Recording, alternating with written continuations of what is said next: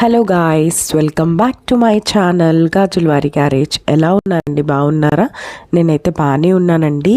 ఇది మా అత్తగారు వాళ్ళ ఇంట్లో మార్నింగ్ నుంచి ఈవినింగ్ వరకు నాకు కుదిరినప్పుడల్లా వ్లాగ్ అయితే షూట్ చేశానండి. అలానే మా బాబు అల్లరిని కూడా క్యాప్చర్ చేశాను. ఎండ్ వరకు చూసేసి నచ్చితే లైక్ చేయండి, షేర్ చేయండి, అలానే మన ఛానల్ని సబ్స్క్రైబ్ చేసుకోండి.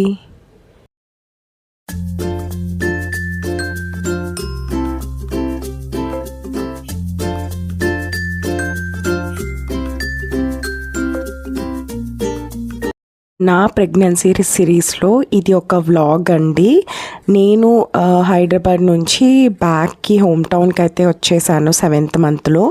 నాకు కొన్ని హెల్త్ ఇష్యూస్ ఉండడం వల్ల నేను లీవ్స్ అయితే పెట్టుకుని ఇంటికి అయితే వచ్చేసాను. వచ్చినప్పుడు 7th మంత్ అమ్మ వాళ్ళ ఇంటికి అయితే వెళ్ళకూడదని చెప్పారు. సో ఇంకా మా అత్తయ్య గారు వాళ్ళ ఇంట్లో అయితే దిగాను. సో ఇది చిన్న హోమ్ టూర్లా కూడా క్యాప్చర్ చేశానండి. ఇది యాక్చువల్గా హాల్. ఇక్కడ నుంచి లోపలికి వెళ్తే ఇది ఒక బెడ్రూమ్ అండి. అంటే మళ్ళీ పక్కన ఇంకొక బెడ్రూమ్ ఉంటుంది. సో ఇక్కడ ఇది హాల్ అని చెప్పాను కదా, హాల్లోంచి ఇలా రైట్కి వస్తే ఇక్కడ ఒక రూమ్ ఉంటుంది. సో 2 బెడ్రూమ్స్, ఒక హాల్ అండ్ అలానే ఆ బ్యాక్ కనిపిస్తున్నదంతా కూడా కిచెన్ అండి. ఆ సైడ్కి ఒకటి చిన్న దేవుడి గదిలా ఇచ్చారు. సో ఎప్పటి నుంచో వ్లాగ్ షూట్ చేద్దాం అనుకున్న మా అత్తయ్య గారు వాళ్ళ ఇంట్లో అసలు కుదరలేదు. ఇంకా మా బాబు మార్నింగ్ బ్రేక్ఫాస్ట్ అంతా తిన్న తర్వాత మా మావయ్య గారితో బయటకు వెళ్ళి అయితే లాలీపాప్స్, జమ్స్ అన్నీ కూడా తెచ్చుకున్నాడు.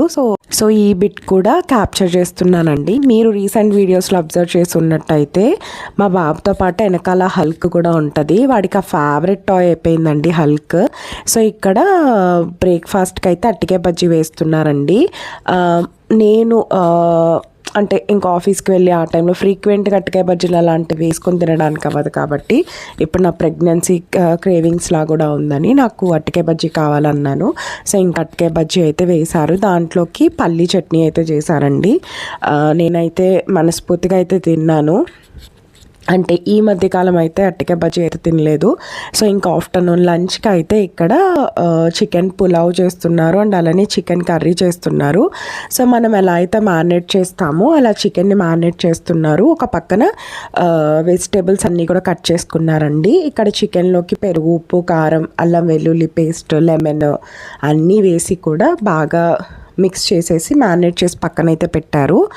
ఈలోపు ఒక పాన్ అయితే పెట్టేసుకున్నారండి. దాంట్లో ఆయిల్ వేసుకుని ఒక పక్క ఆనియన్స్ అన్నలాని చిల్లీస్ని కూడా ఫ్రై చేస్తున్నారు. ఇంకొక పక్కన యాజ్ యూజువల్ ప్రాసెస్ మన పులావ్ ఎలా చేస్తారో అలాగా బిర్యానీ మసాలా అండ్ అలానే ఆనియన్స్, పచ్చిమిర్చి, టమాటో, జీడిపప్పు అన్నీ వేసి ఫ్రై చేస్తున్నారు. సో సైమల్టేనియస్గా pulao and at the same time chicken curry కూడా చేసేస్తున్నారు. సో ఇక్కడ చికెన్ కర్రీలోకి ఆనియన్స్ కొంచెం మగ్గిన తర్వాత పసుపుని యాడ్ చేసి చికెన్ ముక్కల్ని కూడా యాడ్ చేసేసారండి. అలానే కొంచెం అల్లం వెల్లుల్లి పేస్ట్ కూడా యాడ్ చేసి చికెన్ మసాలా ఇంట్లో ప్రిపేర్ చేసుకున్నదైతే యాడ్ చేసేసారు. సో మా బాబు కొంచెం స్పైసీ తక్కువ తింటాడు కాబట్టి కొంచెం కారమే యాడ్ చేశారు. ఒక 1 టేబుల్ స్పూన్ వరకు యాడ్ చేశారు. సో మనం చేసుకున్న సొంతంగా ప్రిపేర్ చేసుకున్న కారం కొంచెం స్పైసీ ఉంటుంది కదా. సో ఈ పక్కన చికెన్ పులావ్ అని చెప్పాను కదా, సో దాంట్లో కూడా వాటర్ అంతా సపరేట్ అయిపోయిన తర్వాత ఎంత క్వాంటిటీ రైస్ తీసుకుంటే దానికి డబల్ వాటర్ అయితే యాడ్ చేశారు.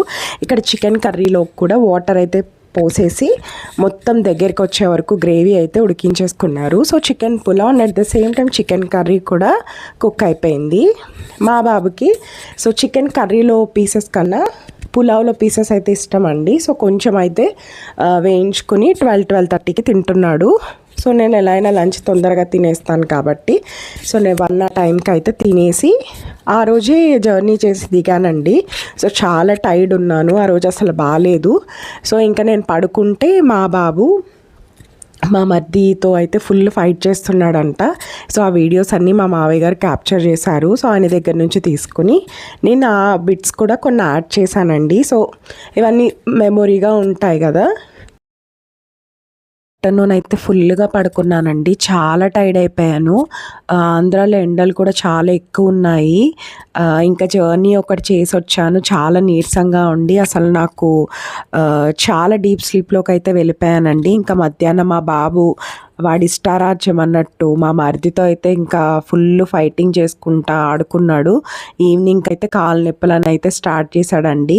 ఎండలు ఎక్కువ ఉన్నాయి కదా, చాలా నీరసం అయిపోయాడండి. సో మేము ఆఫ్టర్నూన్ పడుకోనివ్వము, పడుకుంటే నైట్ అయితే పడుకోడు.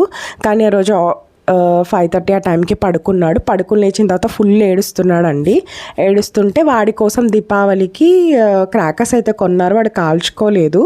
సో వాటిలో పాము బిళ్ళలు అంటారు కదా, సో అవి ఉంటాయి కదండి. సో అవన్నీ కూడా వాడికి చూపించి కాల్పించి కొంచెం ఏడుపు తగ్గేలా అయితే చేశాను. సో తగ్గిన తర్వాత వాడికి డిన్నర్ అయితే పెట్టేశానండి.